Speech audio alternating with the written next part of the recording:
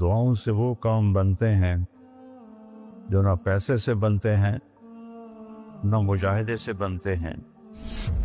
مجھے پتہ نہیں کہ اللہ نے یہ سارا نظام میرے ساتھ کیوں چلایا، کیسے چلایا۔ تم واپس آئے تو دونوں مائیاں عرب والی کی تھی، سوئی پڑی تھی۔ میں نے کہا اماں جی اٹھو، تھوڑا گھر ویکھ آیا، تم لے جانا۔ تم میں سے ایک دم اے بیٹا تینوں رب اپنے سونے دیا زیارتاں کرائی رکھے۔ میں نے بیگم سے کہا بیگم یہ دعا قبول ہو گئی۔ 90 سے لے کر آج تک بلا ناغہ میرے رب نے مجھے اپنے گھر بلایا۔ لہذا میں اس کے سامنے ایسے منہ کر کے کھڑا ہو گیا۔ وہ ایسے دعا مانگ رہا تھا، مانگتے اس نے جب اوپر نظر اٹھائی تو مجھے دیکھا تو اس نے ایسے بھی نہیں کیا، اتھے ہی ہاتھ چھڑے دوڑ کے میرے پاس آیا، کہنے لگا مولانا تمہیں پتہ میں کی دعا کر رہا سی؟ میں کہا میں کوئی نجومی ہے جو انہوں پتہ لگے ہوئے؟ کہنے لگا میں یہ دعا کر رہا، یا اللہ مولی طارق جمیل کو اماں کی دعا لگی ہوئی ہے، وہ ضرور آیا ہوگا حج پر، وہ جہاں بھی ہے مجھے ملا دیا۔ کہ یہ میرے الفاظ ختم ہوئے تو سامنے کھڑا تھا۔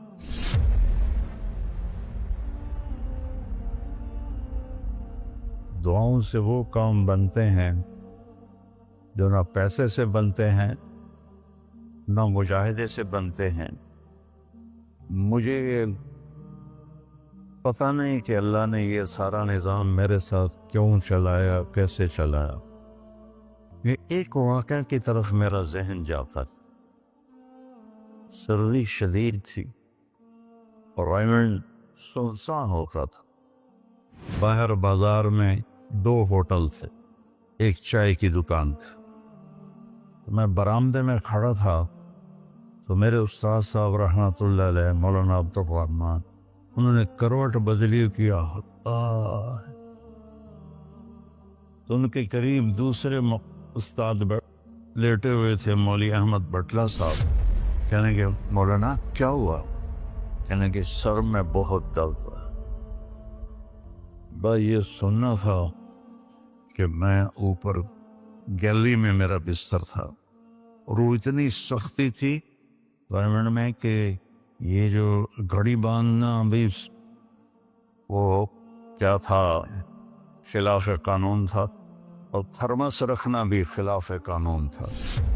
مجاہدہ ٹھنڈی چاہ پیو۔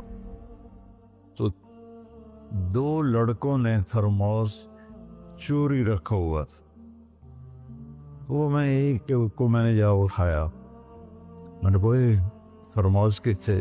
کہتا وہ پڑا ہوا ہے، وہ پڑا۔ تو میں نے اسے اٹھایا، بغل میں ڈالا اور میں نے بازار کی دوڑ لگا دی۔ 10 بج رہے تھے اور 10 بجے سنوٹا 250-300 کا تو مجمع ہوتا تھا رائمنڈ۔ میں کہا یا اللہ کوئی دکان کھلی ہو، یا اللہ کوئی دکان کھلی ہو۔ تو میں ننگے پاؤں، دسمبر کا مہینہ تھا، میں ننگے پاؤں دوڑا اور میں نے دیکھا تو وہ چائے کی دکان کا دروازہ بند تھا اور روشنی آ رہی تھی۔ میں نے کہا یہ لگتا کھلی ہوئی ہے، تو میں نے اس کے کواڑ ایسے کیے تو وہ کھل گیا۔ تو آگے وہ دکان والا، اس کا نام تھا انور ملتانی رحمۃ اللہ۔ یہ میں آپ کو بتا رہا ہوں 73-74 کی بات۔ تو وہ بیٹھا ہوا تھا، میں نے کہا بھائی انور چائے بنانی ہے۔ کہا بھائی میں تو بھائی میں تو تھکا ہوا ہوں، یہ دودھ پڑا ہے خود ہی بنا لے۔ تو میں نے کہا چولہا کا، یہ چولہا بھی پڑا ہے۔ تو میں نے وہ ہوتے تھے ہوا بھرنے والے چولہے، اس سے میں نے دودھ گرم کیا، پتی ڈالی، چائے بنا۔ چائے کی دکان پہ سر درد کی گولی کا کیا کام ہے؟ میں نے کہا بھائی انور کوئی سر درد کی گولی ہے؟ ارے بھائی وہاں دیکھ لے شاید پڑی ہو کوئی، وہ کھڑکی سی تھی۔ جب میں نے وہاں دیکھا تو ایک گولی ساری ڈان ہوتی تھی، وہ وہاں پڑی ہوئی تھی اور اس پر مٹی جمی ہوئی تھی۔ جب اللہ کچھ دینا چاہتا ہے میں نے وہ گولی اٹھائی، وہ پھر دوڑ لگائی ننگے پاؤں، اور مولانا رحمہ اللہ فوت ہو گئے، سر پر رضائی لے کے لیٹے ہوئے تھے، تو میں نے ایسے پاؤں دبائے تو انہوں نے رضائی اٹھا کر، ہاں کیا بات ہے؟ میں نے کہا جی یہ چائے ہے اور یہ سر درد کی گولی ہے، آپ کو درد ہو رہا ہے، نوش فرمائے۔ تو ان کے ہونٹ ہلے، میں نے نہیں سنا، دعا دی انہوں نے مجھے۔ کیا دعا دی؟ وہ خود فرماتے تھے کہ طارق جمیل کی قبولیت میری دعا سے ہے، اور ایک میرے ساتھی تھے مولوی خورشید کی قبولیت میرے ڈنڈوں کی وجہ سے، اس کی پٹائی بہت کی تھی انہوں نے، تو میرے بارے میں فرماتے تھے کہ یہ میری دعا کا اللہ نے اس کو سلا دیا ہے۔ تو انہوں نے بے ساختہ مجھے دعا دی، وہ میں نے سنی نہیں، چائے پلائی، گولی کھلائی، تو اللہ نے کیا سے کیا کرتے۔ میں اپنی بیگم پھوپھی رحمۃ اللہ علیہ، والدہ رحمۃ اللہ علیہ کے ساتھ حج پہ گیا، ان کو لے کر میں باہر نکلا تو دو بوڑھی عورتیں بیٹھی تھیں۔ میں کہ اماں جی کیوں بیٹھی ہو؟ کہ پوتا راہ بھول گئی ہیں۔ اب میرا بھی وہ دوسرا حج تھا، مجھے بھی مدینہ کا حدود اربع پتہ نہیں تھا۔ میں کہ کوئی ہے تھوڑے کول کارڈ؟ انہوں نے کہا اے کارڈ ہے۔ میں کہ اچھا آ جاؤ، اور دونوں چل پڑی۔ مجھے ایک عرب ساتھی نے پورا گھر دے دیا ہوا تھا۔ جو دروازے پر پہنچے تھے ایک اور کھانے لگی، نہیں میں نہیں جانتی، وہ کرنے کے دیکھ کے نا شور شریف لگتا ہے، کوئی ایڈی وڈی گل، آ جا آ جا۔ وہ دہا کو لے کے میں نے اپنی بیگم سے کہا کہ ان کو کھانا کھلاؤ، اور وہ کارڈ لے کر میں اپنے ایک دوست کے پاس گیا، وہ جو جس کا گھر تھا۔ میں نے کہا اٹھو دکان سے اور یہ پتہ تلاش کروا۔ تو ہم دونوں گاڑی میں بیٹھے اور گھومتے گھومتے گھومتے کوئی آدھے گھنٹے کے بعد ہم نے وہ بلڈنگ تلاش کر لی۔ تو ہم واپس آئے تو دونوں مائیاں عرب والے کی تھیں، سوئی پڑی تھی۔ میں نے کہا اماں جی اٹھو، تھوڑا گھر ویکھ آیا، تم لے جانا۔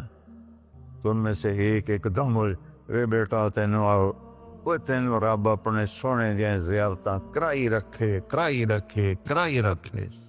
میں نے بیگم سے کہا بیگم یہ دعا قبول ہو گئی۔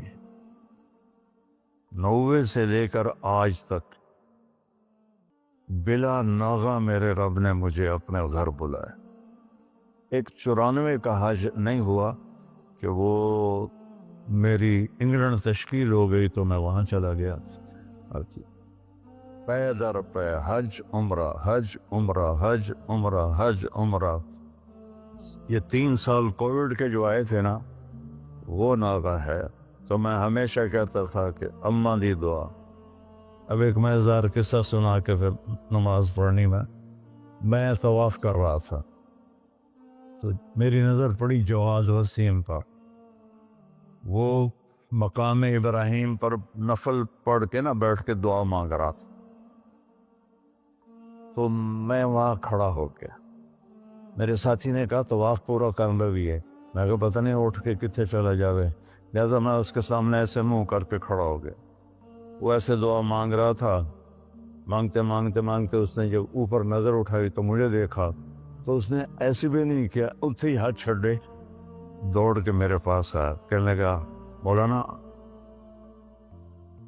تمہیں پتہ میں کی دعا کر رہا ہوں؟ میں کہا میں کوئی نجومیہ جو انہوں پتہ لگے ہوئے۔ کہنے لگا میں یہ دعا کر رہا، یا اللہ مولی طارق جمیل کو اماں کی دعا لگی ہوئی ہے، وہ ضرور آیا ہوگا حج پر، وہ جہاں بھی ہے مجھے ملا دیا۔ کہ یہ میرے الفاظ ختم ہوئے تو تو سامنے کھڑا تھا۔ تو اس میں آپ کو دعائیں ملیں گی بڑی زبردست۔ اللہ اپنے فرائض پورے کرو، نماز میں ناغہ نہ ہو، کسی کے لیے دل میں نفرت نہ رکھو، آپس میں اگر صحیح چلنا ہے تو ایک دوسرے کی غیبت نہ کرو، برائی نہ کرو، تو پھر انشاءاللہ نسلوں تک اللہ ہمارا یہ کام چلے گا. میں روزانہ مانگتا ہوں یا اللہ اس کو صدیوں پر لے جا. یہ نہیں کہ میں چلا جاؤں تو کام ختم ہو جائے. یا اللہ اس کو صدیوں پر لے جا, تیرے لیے کیا مشکل. تو میں آپ سب کا شکر گزار ہوں, اور یہ جو انہوں نے اتنا خوبصورت انتظام کیا ہے اس پر بھی انتظام والوں کا بڑا شکر گزار ہوں. پتہ ہے اس بستی کا نام کیا تھا پرانا؟ ڈل لالا. ڈل کہتے ہیں اس کنویں کو جس میں پانی نہ ہو, اس کو ڈل کہتے ہیں. تو یہاں پہلے آبادی نہیں تھی. 1945 میں ہمارا گاؤں ہے وہ ادھر حسین پراڑی والا, وہ 300-400 سال پرانا گاؤں ہے.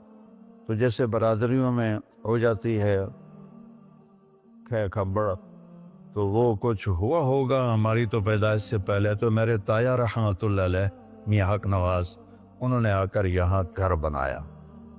اس وقت اس سے 50,000 روپیہ خرچ کیا تھا.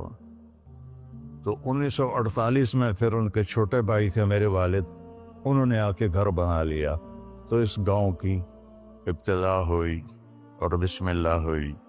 تو اللہ تعالیٰ اسے آباد رکھے اس چھوٹے سے گاؤں سے, اس میں یہ رونقیں لگی رہیں. آپ کے تعاون کا, ان مستورات کا, ان بچیوں کا, آپ کا سب کا انتہائی شکر گزار ہوں. آپ اپنے اس کو جاری رکھیں. میں اجازت چاہتا ہوں کیونکہ مجھے فیصل آباد نکلنا ہے. اللہ بہت برکت دے, آپ سب کو قبول فرمائے. السلام علیکم.